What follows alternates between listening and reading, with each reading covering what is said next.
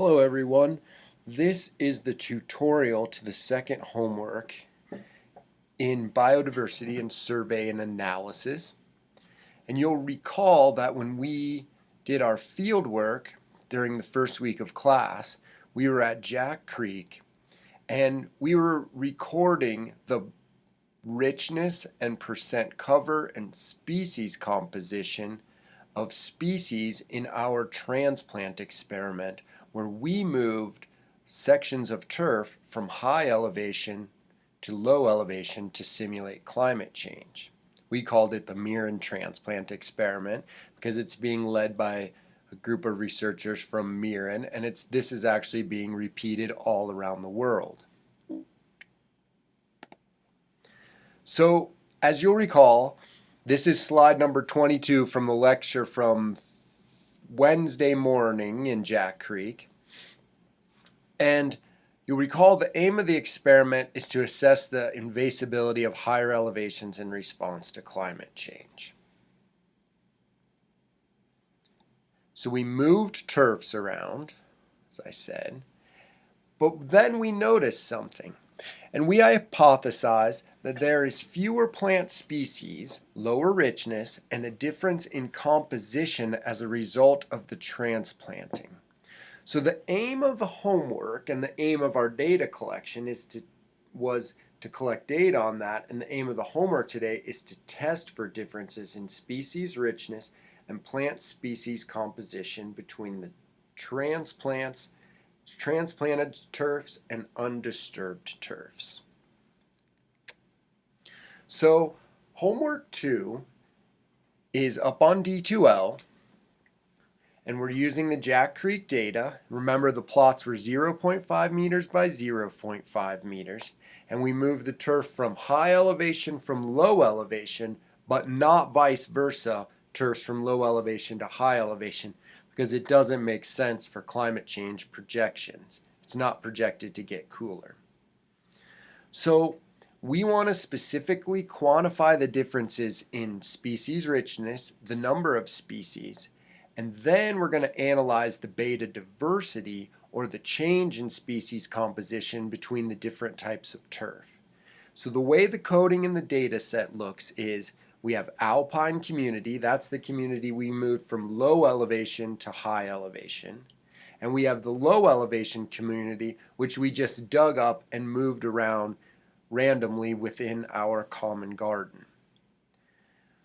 Then we also have a different class, so whether the turf was dug up and disturbed and moved or not. So there can be alpine community disturbed, dug up in other words, or there can be alpine community in situ, which was at our high elevation garden.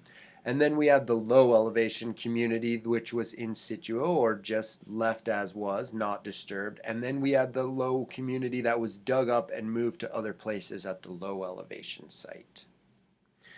So we had the two gardens, high and low. So we're not going to have all contrasts that we're interested in. In other words, we can't compare the low elevation community that was brought to high elevation because it simply doesn't exist. So that'll come up as we go into the homework. So there's 4 questions we're going to answer. Well, 3 questions, and then the 4th question just is about the write-up. So first, we want to know I also hypothesized that there's more litter and more bare ground in the disturbed plots. So we want to check some of that and see if those are correlated to richness. And then that's question 1. So we're going to make associations between variables bare ground, litter, vegetation cover, and richness. And then we want to know, is there a significant difference in species richness in the different communities, the elevations, and whether it was disturbed or not. Remember what we were doing in the field, and keep that in mind, and I'll go through it. So question 3 then moves on and asks about changes in beta diversity. You'll remember we had a short lecture on beta diversity. So alpha diversity is the diversity in the local plot. In other words, the number of species, their identity. The gamma diversity is the diversity of the whole area, say Southwest Montana or all of Jack Creek. And the beta diversity is the difference between different plots or different plant communities that we measured. So then in the end, just write a couple paragraphs that deal with whether there are significant differences between communities in terms of richness and beta diversity, and what do they mean for understanding and then write a little bit about the ecology and I'd like to see something about the effect of disturbance, how the effect of disturbance on richness and beta diversity could affect management or climate change in the future. So let's get on to R. So I'm just going to go over, just like we did with homework 1 and the others, I go over and I open R first thing. Now I'm going to set my working directory, and remember Command D in Apple, and I think you can use the pull down menu at the top on Windows to change the directory. Remember, change directory, not workspace. So I have, I believe, the homework here. Homework 2, here we go. So I save this on my desktop and I have it set on a folder on my desktop, homework 2. So I'm just going to set my directory right there, and now I'm going to go open the homework script that has all the code in it. Here it is. I'm going to put it over there on the side so that I can see what's going on the console window where the commands are being executed. And so the text files for the homework where I have the data in them, the first one is Mirren vegetation characteristics on jc.txt, and it's on D2L, and I'm going to just execute the command by highlighting the row and hitting Command Enter, just like we did for homework 1. And it executed fine, no problems, I got no errors. I'm going to look at the names and then call the data set itself. I guess I should put names down here. And we have observer, so which group of people observed it. The elevation, so that's high or low. The community, whether it was disturbed or not disturbed. The individual plot numbers, then the responses, litter, vegetation, bare, and richness that you guys all estimated in the field. So I just read off the names, and those are the column titles, right? And the rows are observations. And I would like to see the data, or called in R a data frame. And a data frame is a matrix with rows and columns where the rows and columns can have different classifications. So one can be in factor with discrete columns, and one can be a numeric column or a string of characters or a number of classes. So a header just calls up the first 6 rows and shows the top of the data set. So I'm going to call that up. I call that command. I'm going to switch over to the console here, and you can see that we have the observers, HE, that was maybe Hassan and Emily. They were the first 6 who there. And then we have high elevation garden or low elevation garden. We have whether it's an alpine community or not. And then we have disturbed or in situ, the plot number, and what we estimated. So richness was the number of species, the percentage of bare ground, percentage of vegetation cover, and the percentage of litter cover. So if you remember, I had the hypothesis that richness was affected by whether it was disturbed and whether that community was moved around. So we can cut right to the chase and look at that quickly by just making a box plot. So here's the command, box plot. So I'm going to get here, I want richness as a function of disturbed or not, and whether it was an alpine community and a lowland community. And in order not to have to type jc.pc and put a $ for each one of those, I just said the data is called jc.pc, and the command knows to look for the column names, then richness, disturbed, and community. So I'm going to execute that command. You can see it's a really nice trend, a nice box plot, seems very consistent. And you'll notice this is disturbed alpine community. This is the in situ or non-disturbed alpine community. This is the disturbed lowland community, and this is the in situ lowland community. So that really almost already answers question number 2. So think about that. But we're going to go on and keep working about it. You can make your interpretations, and we'll come full circle with this little bits of code here. So we also hypothesized that disturbance and community might have an effect on litter, and we can make a box plot like that, right?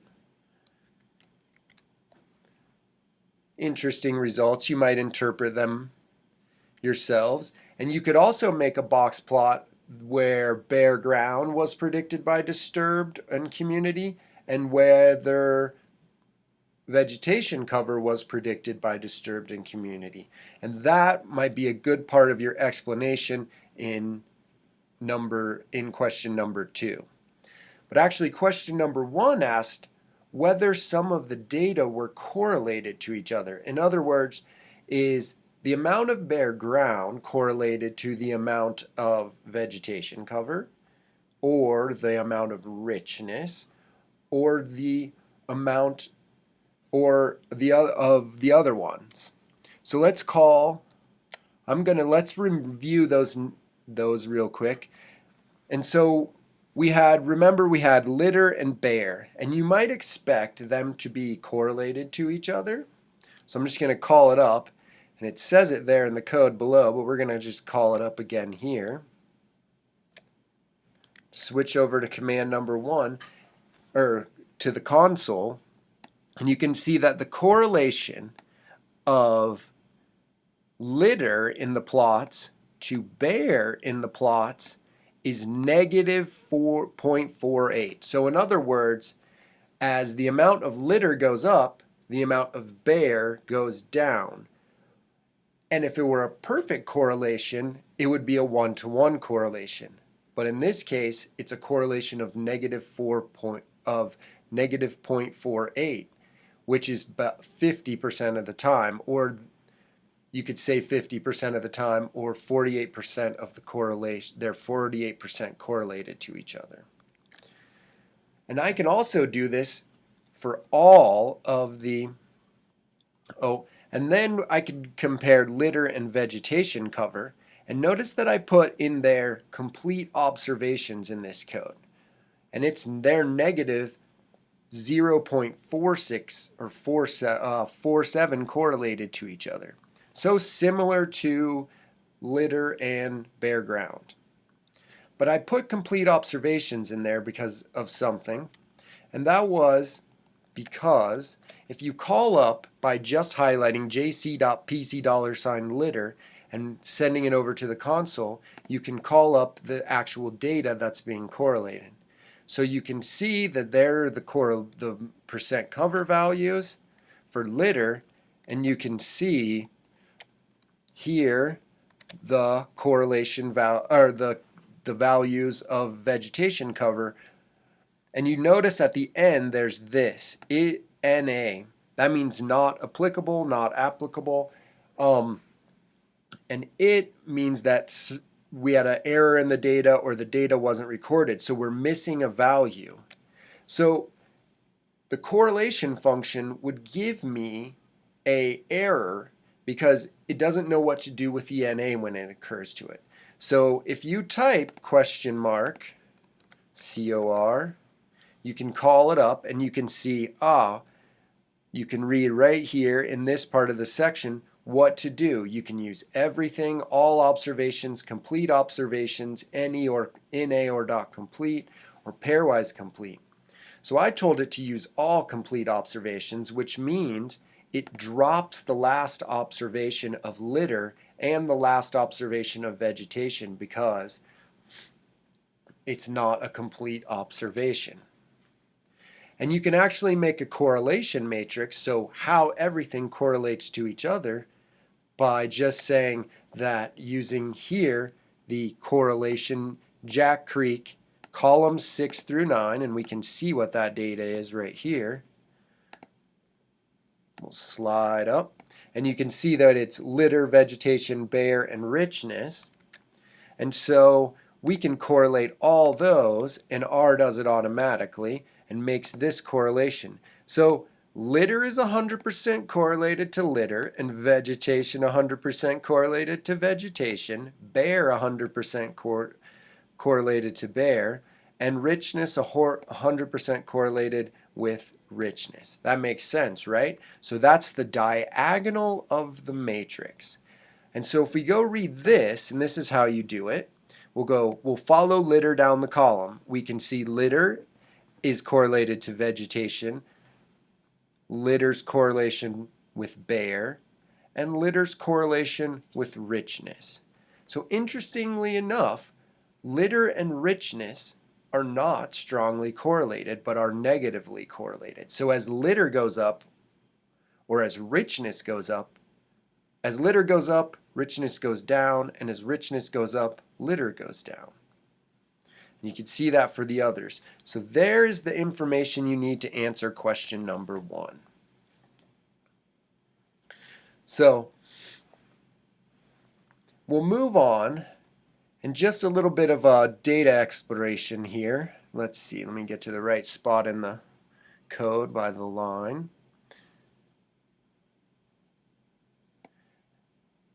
And that is, if you'll remember when we sampled the data at Jack Creek, we repeated the plots over and over. In other words, multiple different observers went to the same plot and estimated richness, litter, bare ground, vegetation cover. So we can look at that and we're thinking about answering question 2. Because if there's an observer error, we might have to think really clearly about how we compare richness to our other variables. So R is really handy, and it's really nice because you can do lots of manipulations to data and get new strings of vectors or different kinds of things without doing lots of copy pasting like you would have to do in Excel. And because Excel becomes impossible for really large data sets. So what I'm doing here is I'm just pasting together Jack Creek elevation, Jack Creek community type, Jack Creek disturbed, and Jack Creek plot. So I'm going to name that vector UNPL for unique plots. And I'll show you why I called it UNPL. I always try to make my names of my objects something that makes sense to me when I read it again. So I'm going to just run that, and then I'm going to call up UNPL. So all I did was just paste all that together. So this is all the information we have about the plots. And we didn't put observer in there for a reason, because we know that all the unique plots have to be named in here. And we can then figure out which ones are the unique plots. So there's obviously going to be some repeats by people repeating the same plot. So we can run this command unique UNPL, and it'll just go through and evaluate all the unique variables. So there we go.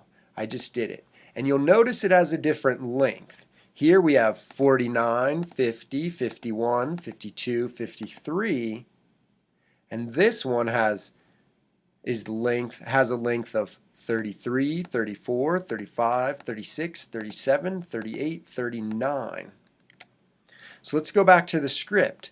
So I can do that with code, length UNPL, that's 53 like I just counted, and length UN, oh, forgot to save it up here, sorry about that. So I need to go execute the command so that UN is a saved object. It gave me an error because I hadn't run the code and saved the object. So now I can do length UN. So we know that of the 53 plots we sampled, 39 were unique. So that means we had 14 repeated repeats. So we can look to measure what the deviation between what people found was just by calculating the standard deviation of richness. Like we did in first homework, we're going to use the table apply command, and we're going to apply to richness the unique plots and calculate the standard deviation. So I'm just going to execute that command. So what do the NAs mean here? We look at it, we say, oh, okay, what do we think? And this is all about data interpretation. So at high ACD1, we got an NA because we couldn't calculate a standard deviation because we did not repeatedly sample that site. But high ACD10, we did. And the variation between this one standard deviation in the variation in richness by the different observers was 2.82. So 2.82 different was the difference in richness, or the number of different species recorded. And you can see some of them varied, like low LCIS1. So the low community in situ plot 1 varied by 4.2, which is a fair number of species.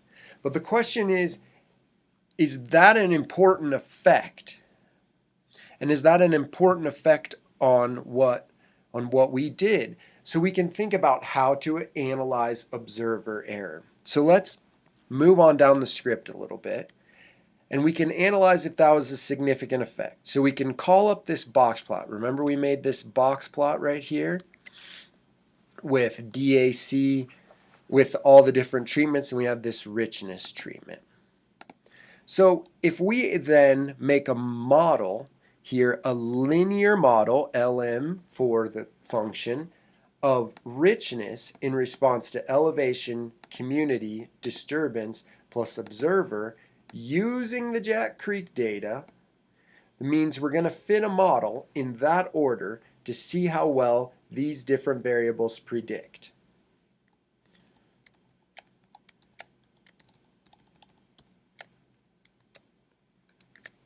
So the model ran, LM, no errors, nothing red popping up on the screen. And we can call up this summary. So here we are, the R squared, or the amount of variation explained by the linear regression model, is 0.133. So we're only explaining 13% of all the variation in the data with all of these different parameters in the model, which is fairly low. And up here, we get estimates for the different effects. So you'll notice this intercept one has 1. And we're thinking of contrasting the different mean responses here. So what this says is the intercept is 6.7. And that is for the first factor that it encountered in the variable. So you'll notice we have elevation low, but we're missing elevation high here. So elevation high has an intercept of 6.7. And elevation low has an intercept that's actually the difference between 6.7 and negative 0.5. So there are fewer species at the low elevation, at the high elevation alpine community. So does that make, I hope that makes sense. So here is elevation high alpine community, because we're missing alpine community here, right? So that's for the alpine community. And so This is the mean species richness for the high elevation alpine community is 6.7, and the low elevation community has 2.77 more species than that. So 6.7 plus 2.7. So I hope that makes sense when you're thinking about this box plot. So go back and look at the box plot and look where those medians fall and kind of think of where the mean would fall in there. So these come out as contrasts. And so we see that there's a significant difference here marked by the star where the probability is below 0.05. So there's a significant difference between the community at high elevation and the low elevation community. And actually, when we took the low elevation, the high elevation alpine community to low elevation, it lost, or it has on average, half a species or 0.6 species fewer than the alpine community at high elevation. But you'll notice none of these observer values are significant. So that's kind of starting to suggest that we don't have a significant observer effect. So there's multiple ways to test whether we should include observer in the best model. And one way to do that is by simply comparing models. So this model right here that I called Model 1, you'll notice the top one is called Mod and this one's called Mod 1. So we can distinguish. I dropped out observer. So observer is no longer in this model. And I can run that, and we'll go down here and we'll do an analysis of variance and compare whether putting observer in the model significantly improves the model by means of a likelihood ratio test. Is the likelihood that you include observer in the model, does it significantly improve that model? And so I just run this code like this. Model 1, Model 2, you can see them described right here. One has observer error, one doesn't. And you can see that the probability based on this F-test here, that including observer in the model significantly improves it. So significantly does not improve it. So we can't reject the alternative hypothesis and say that observer has improved the model. Hope that makes sense to everyone. So we don't need to include observer error in the model. Another way to do that with other types of statistics that you might see out there is through information criteria. And so maybe just have a look at that quickly on the internet, read Wikipedia about what information criteria statistics is and what AIC is. It stands for Akaike's Information Criteria. It was invented by a Japanese statistician. And what it does is it penalizes you for including parameters in the model that don't explain anything. So we want to get the lowest AIC value possible. We want parsimony here. So I'll call the AIC of mod, and that's including observer error in this case. So mod is including model includes observer error, and it has an AIC of 262. Remember, we want a lower AIC if the model is improved. So when we drop observer out of the model, the AIC here actually goes down to 255. So we have significantly improved the model. So really, we don't need to include observer effects. But what I'm going to do here is quickly, I'm going to drop out the different types of, I'm going to take the mean of the observer errors and use that as individual richness so that each plot is only represented once in the data set. Oh, and just quickly, when your answer, we'll go right down here. So you remember I used this code earlier, and that was jc.pc $richness and predict by all the unique values, and I did the standard deviation. Well, we can calculate the mean richness for all those plots by just doing this. And that is applying to the richness vector and calculating the mean just like we did up here to find out what the deviations in richness are. So I just did that, took the mean, and we'll call that rich. You can see what it looks like. There it is for all the unique values, for all the unique plots. And now what we need to do is to divide the names of rich up, because the problem is we went from 53 to 39. So now all our environmental variables don't correspond to our original data frame. So I'm going to do that by being a little bit tricky here, and I'll just show you guys. You don't have to worry too much about it. So what I'm doing is making an object I call TMP, temp. And it's only because I'm going to use it for just one time and then I'm moving on and it doesn't mean anything really. That's why I named it TMP. So what I'm going to do is I'm going to use this command called string split, STRSPLIT, for string split. And I'm just going to split a string of characters. In this case, it's the names of richness. So we can see those names of richness. There they are. Look over on screen number on the console, and you can see there are the richness names. And then I'm going to tell it to split it into different components every time there's an underscore. There's an underscore between those two quotation marks. And so that's going to look like this. It comes out looking a little wild because it's in what's called a list. So I had to do something to it, and that's bind all these things together and make them into a data frame. And I do that here by making a data frame, and I start with do this call, do this function, and that's rbind TMP. So do this call, and that is to rbind the temporary data file that I just made and make it INDEP or indep for the independent variables. And I executed it and made it into a data frame. Now we can call it up and look at it. There we go. So I just pulled all our unique combinations together. Now that was tricky advanced R code, and that takes a while. I just want to show you guys how R becomes a very powerful tool once you get over the learning curve.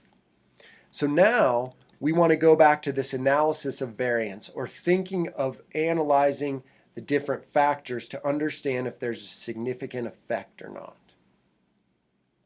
So we're going to do this, and I'm going to make, so column 1 is here, column 2 is here, column 3 is here, and column 4 is here. Just like indep 1, indep 2, indep 3, and we're not going to worry about indep 4 because it's the plot number and it doesn't mean anything in this case. It's just sort of in the data set.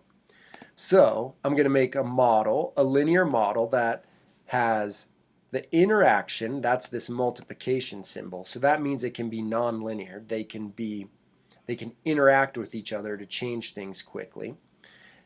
And then here's the same model here again, indep 1 and indep 2. And you can also write interactions as colons between models and pluses between models here. And I'm just going to run all those, all 5 at a time. They're done. And then we can look at summary of model 5. And remember, there are certain combinations of the data that we can't do because we didn't move low community turfs to high elevations. So things come out with NAs there. And you can go back and piece all these together, like indep row 3, what was the name of that variable again? And indep row 2, which one was that? Oh, you can see that it's AC and D here. So that's the interaction between disturbance and the alpine community, or in situ in the alpine community, so we can see that effect. And we can just compare all those models using this test I showed you before, a chi-square test when you're using a non-Gaussian distribution or a non-normal distribution, or a likelihood ratio test, and an F-test when you're using the normal bell-shaped distribution. So I'm going to run ANOVA like that. And you can see when we compare the models here,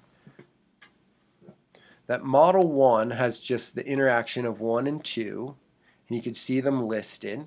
And we can go down and we can look to see which ones best explain the data. So model 5, it has the best improvement on sums of squares, the lowest residual sums of squares. So that means it accounted for most of the variation. And you can actually just figure that out by saying 38 divided by 38 plus 160 to get the total sums of squares, and the residual sums of squares is 160. That's the RSS here. Residual sums of squares, that's what's left over. It did not get explained. Divided by 198, and that's the total. So in this case, we explained 20% of the variation, and 80% of the variation is left over unexplained. But that's still the best model. And so go back and have a look at model 5 and figure out which variables those are. And then you can answer the question. So that's what I meant. We came full circle. I said, oh, remember in the beginning we made this box plot and that's pretty much the answer? Well, then once we got rid of those richness values, we didn't need to, we can make that box plot again. This time using in-depth 3 and in-depth 2, and look at that, and now you can interpret the answer for homework 2.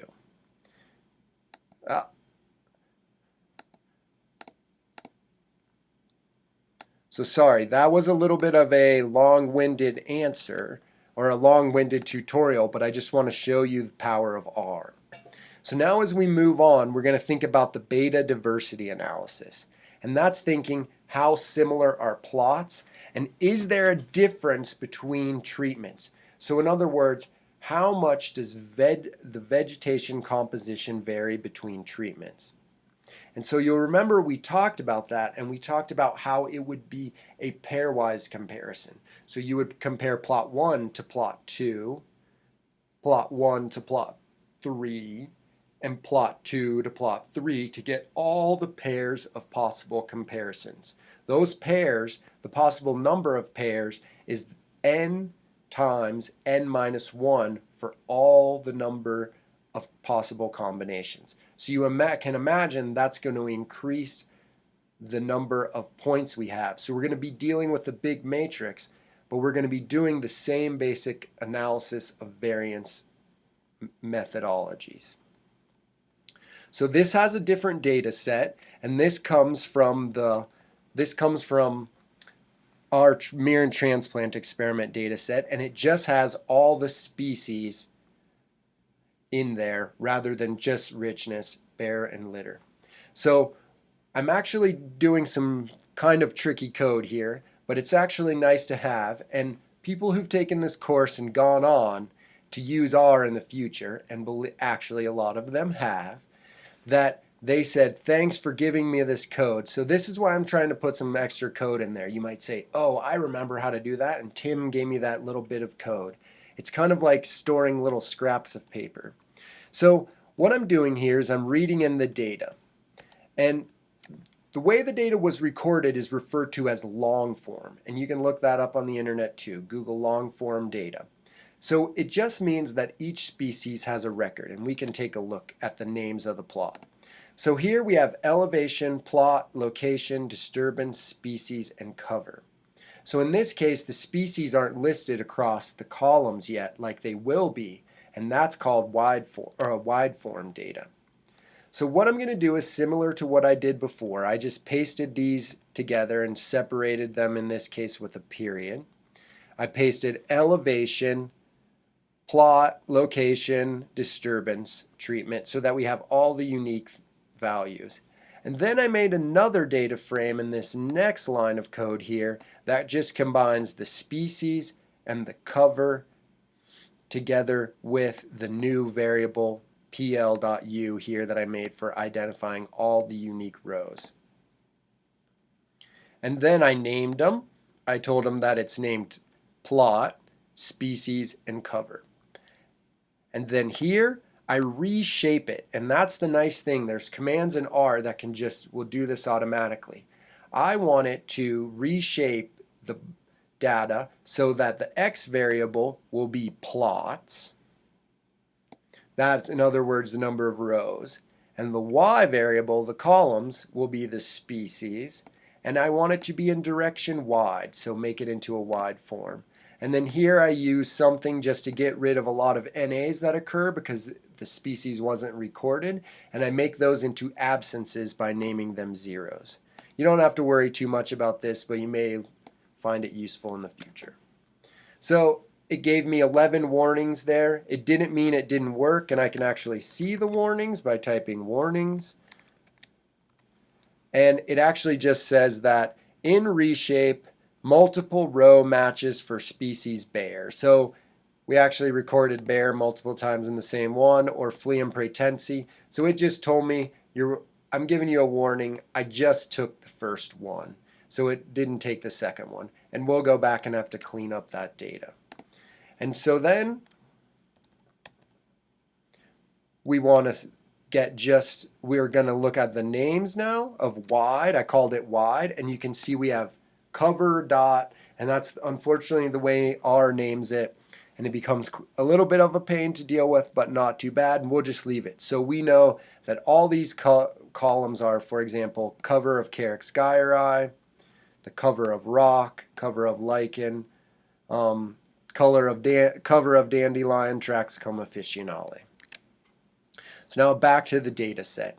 So I'm just going to take the vegetation data here because I don't actually want the plot data. It's going to get in my way because I need to calculate how dissimilar all the plots are to each other in terms of vegetation composition.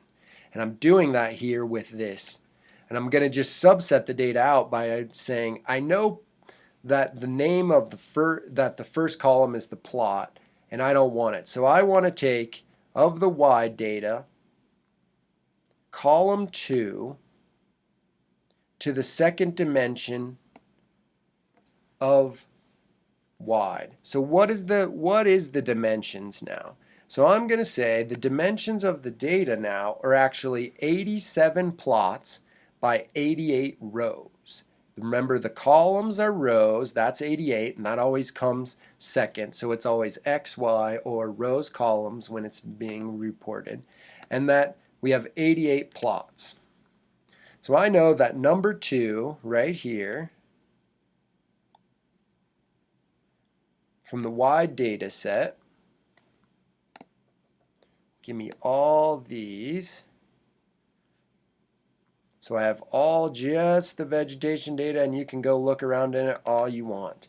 We know that it's going to be the vegetation data set, so we're going to name it that. So now what we have to do is go get some functions from a different place. And the really great thing about R is there are all kinds of contributed functions, mathematics, that are called packages. And they often have a theme, but they also are used widely across different types of things. And they're referred to as libraries. They're referred to as packages at first and libraries when you load them. So in a Mac, you just go up to Package Installer, and I just choose it, and it gives you nothing. And you can say get list. Oh, but my internet's off, so sorry, I can't do it here.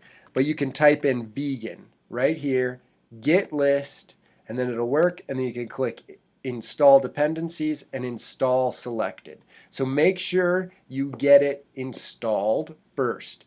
It has to be installed. Then, because it's already installed on my computer, I can go over and just say load library vegan. And so I got the warning there because I I wasn't on the internet. And then I will go over here and I see that it's loaded vegan, tells me this is vegan 2.0, and that it also loaded the package, required package, permutate, and lattice. That's why you have to make sure you install all the dependencies when you're doing install package. And if you have any questions about that, let me know. So now I installed it, and it has this command in here called VegDist, or vegetation distance, and it will calculate all the pairwise comparisons of veg and put them and give you back a number. So we can run that really quick, VegDist, boom. And so now we can call it up and we can just slide through it and you can look at it. And there's something you'll notice about it, and that's that it's only a triangle looking matrix. So in other words, it's missing half of the matrix. And that's because when you calculate these, the two images of the matrix divided by the diagonal, like I talked about in the correlation matrix, are actually just mirror images of each other and the exact same information. So it doesn't need to be included twice. So then we can calculate whether elevation, treatment, or disturbance is important for predicting whether the changes in beta diversity are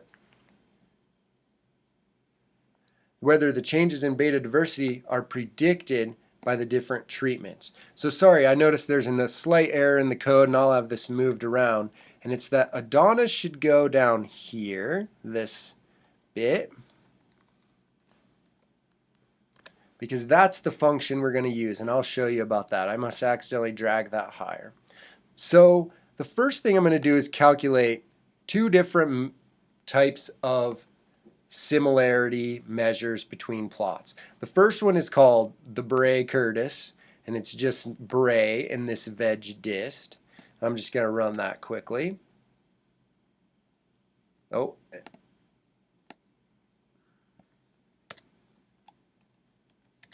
Sorry. The command just got called up there. So that's actually what the function Bray-Dist, or what the function VegDist looks like within it, which is interesting to see. So that's the actual computer code behind the function VegDist. And I'll get rid of that, and it'll all be cleaned up by the time you guys see this, your homework. And then I can run two of them here.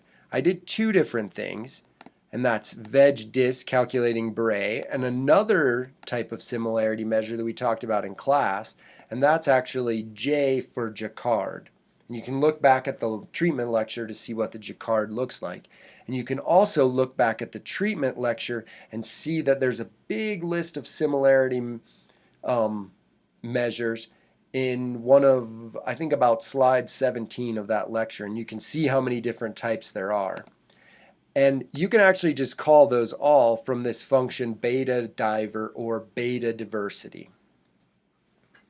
So we're not going to concentrate too much on exactly what we're doing in terms of the mathematics, because it's really actually fairly complicated. But the nice thing about R is it gives you convenient wrapper functions that make this all fairly simple. So remember that, like as before, we had this variable y.plot, and that's everything is put together. So I need to separate these back out again, and that's what this code actually does here. This time, instead of using split string, I used substring because it was slightly easier to deal with. And so that's just what I'm doing here. I'm making a variable elevation, treatment, and disturbance. We'll just run that code quickly. All you guys need to do is run it, and then you can look and see. Now I have H's, L's, and M's separated. I have the treatment type separated, and I have the distance separated, or the disturbance, sorry. So now we'll go over here to the console, and I'll type in Adonis, question mark Adonis, and it'll bring it up, and it tells you what it is. It's from the vegan library, and it's a permutation multivariate analysis of variance using distance matrices. So basically it's doing analysis of variance on a distance matrix. So here we're going to predict the Bray-Curtis similarity between all the plots by elevation, treatment, and disturbance, and find out if these significantly explain proportions of the variation.